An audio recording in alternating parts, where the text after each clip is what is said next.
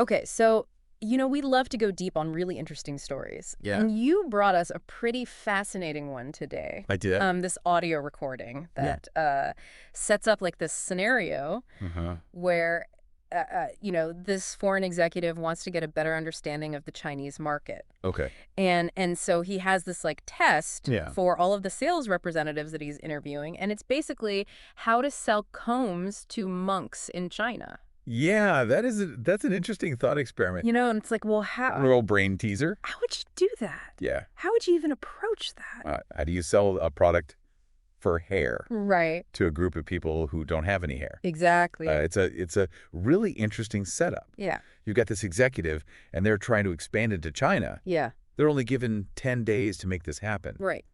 And it's an impossible task, it seems. Yeah. And I think it's more than just this funny anecdote or this weird sales challenge. I think there's some real insight here. Yeah. It's deceptively simple. Like it's this ridiculous idea, Right. and yet it reveals something about succeeding in the Chinese market. Yeah. So in this recording, they go through some of the initial attempts. Yeah.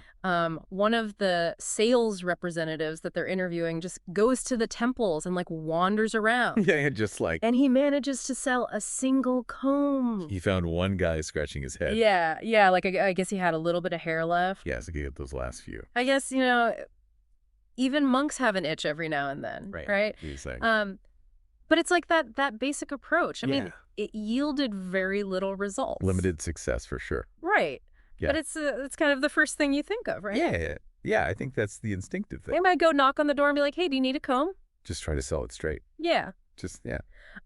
But then another sales representative Yeah. takes a little bit of a different approach. What do they do? They go to an older abbot Okay. at a temple and say, maybe the monks don't need combs, Right. but maybe your guests need combs. Thinking outside the box. Right. Okay. Make them feel welcome. Yeah, that's clever. And he sold all 10 of his combs. Nice. So he's thinking about the context a little bit more. Exactly. And thinking about, the visitors that might come to the temple. Right. And the need to present a certain image. Yeah. Of, making people feel welcome. Yeah. That's smart. Right. And that's not a bad outcome.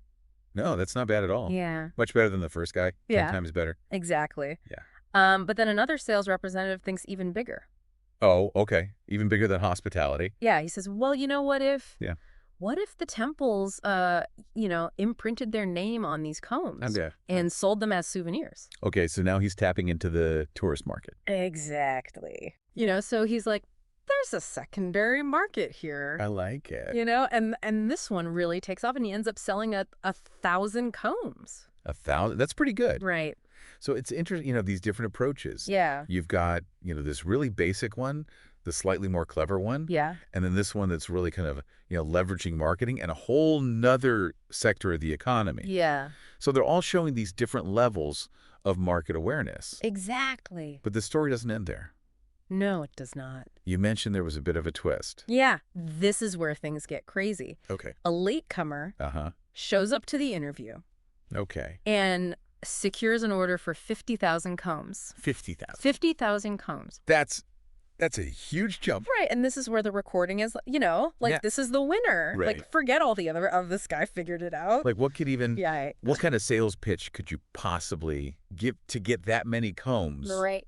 to people who don't need them? Exactly. And that's what's so fascinating about it is like, how do you go from like 1 to 10 to 1,000 to 50,000? Right. It seems like they're playing a different game now. Yeah. Like it's not even about sales at this point. It's not about convincing an individual person. Right. It's got to be something else. Yeah. So what did this guy do? Yeah, what was his secret?